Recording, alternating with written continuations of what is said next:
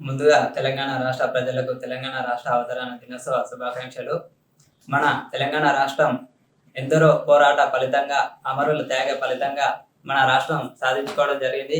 ఆనాడు జయశంకర్ సార్ ఆశయాలకు అనుగుణంగా కేసీఆర్ సారథ్యంలో పోరాటాన్ని ఉధృతం చేసి జూన్ 2న రాష్ట్ర దినోత్సవంగా మనం జరుపుకుంటున్నాము.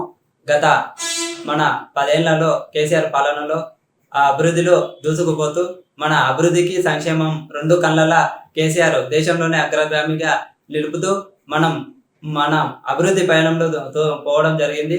మనం అభివృద్ధి పయనంలో పోతున్న తరుణంలో కాంగ్రెస్ ప్రభుత్వం వచ్చి ప్రజలకు, రైతులకు, నిరుద్యోగులకు ఎందరికో ఇలా అన్ని వర్గాల వారికి వాళ్ళకు ఆచరణ సాధ్యంగానే హామీలు ఇచ్చి ఈరోజు అధికారంలోకి రావడం జరిగింది. ఈ రోజు చూసుకున్నట్లయితే వాళ్ళ అధికారంలోకి రాగానే 2 లక్షల ఉద్యోగాలు ఇస్తామన్నారు. అధికారంలోకి రాగానే రైతులకు 15,000 రైతు బంధు ఇస్తామన్నారు. ఇలా వివిధ ఉద్యోగులకు కూడా ప్రమోషన్లు, డిఏలు ఇలా ఎన్నో హామీలు ఇచ్చారు.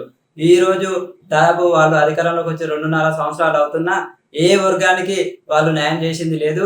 ఈ రోజు మనం రాష్ట్ర అవతరణ దినోత్సవంలో కూడా ఏ వర్గ ప్రజలు సంతోషంగా లేరు. దానికి కారణం కాంగ్రెసే.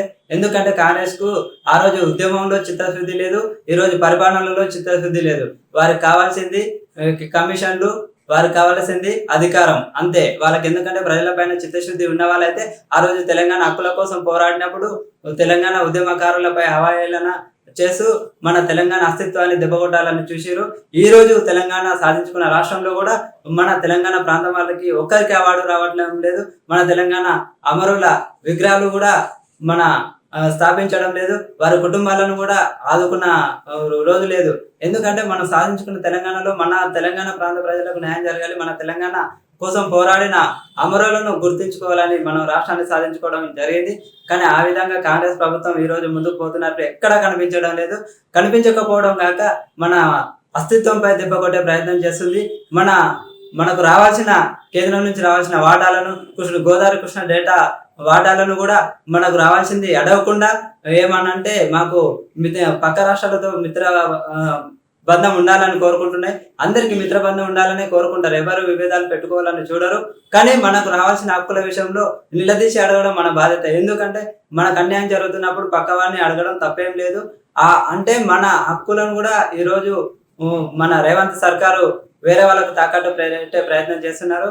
ఇది మన తెలంగాణలో ఉంటూ మన అధికారం పరిపాలిస్తూ మన ఓట్లతోనే ఈరోజు అధికారంలోకి వచ్చిన కాంగ్రెస్ నాయకులు ఈరోజు పక్క రాష్ట్ర వారికి సపోర్ట్ చేస్తూ పక్క రాష్ట్రాల వాళ్ళే ప్రధానం అనే విధంగా ముందుకు పోతున్నారు. ఇది సరైన పద్ధతి కాదు. తెలంగాణ రాష్ట్ర ఆవిర్భావ దినోత్సవం రోజన్నా మీరు కళ్ళు తెరిచి ప్రజలకు ఇచ్చిన హామీలు పైన మీరు ఒక సంతకాలు చేసి ముందుకు పోయే విధంగా చూడాలి. లేదంటే రానున్న భవిష్యత్ కాలంలో మీ పైన తిరగబడే రోజులు దగ్గరకే ఉన్నాయి. మీరు రాష్ట్రం ఏర్పడిన రోజు కూడా రైతులు ఈరోజు సంతోషంగా లేరంటే దానికి కారణం మీరు.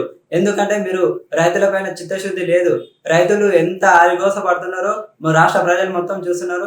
రానున్న భవిష్యత్ కాలంలో మీకు రైతులే ఓటు బ్యాంకుతో తగిన గుణపాఠం చెప్తారు. ఇకనైనా మరి రానున్న భవిష్యత్ కాలంలో వర్షాకాలం వస్తుంది. వాళ్ళు వివిధ రైతు ఏర్పాట్లు చేసుకుంటున్నారు. వారికి కావాల్సిన వ్యవసాయ సామాగ్రి, ఎరువులు ఇప్పుడన్నా అందుబాటులోకి తేవాలి. లేదంటే రైతుల నుంచి మీకు పూర్తి స్థాయి వ్యతిరేకత వస్తుంది. మీరు ఎన్నికల ముందు ఇచ్చిన 420 హామీలు, 6 గ్యారంటీలు అమలు దిశగా జూన్ ఆవిర్భావ దినోత్సవం రోజైనా మీరు దానిపైన ఒక ప్రకటన రిలీజ్ చేయాలని తెలియజేస్తున్నాం. లేదంటే తప్పకుండా మీ పైన తిరగబడే రోజులు దగ్గరనే ఉన్నాయి. అందరూ చైతన్యం అవుతున్నారు. తెలంగాణ ఉద్యమం ఆ రోజు ఏ విధంగా జరిగిందో అదే విధంగా ఈరోజు మీ ప్రభుత్వంపై ఉద్యమం జరిగి గతంలో మీరు తెలంగాణ ఉద్యమకారులు రోడ్ల మీదకి వచ్చి తిరగబడితే మీరు దాచుకున్న చరిత్ర మన తెలంగాణలో ఉంది. ఆ చరిత్ర మళ్ళా రిపీట్ కానివ్వకండి. ఆ గౌరవం మీరు పోగొట్టుకోకండి. మీకు ప్రజలు నమ్మి 5 ఏళ్ళు అధికారం ఇచ్చారు. వాళ్ళకి ఇచ్చిన హామీలు, గ్యారంటీల పైన దృష్టి పెట్టండి.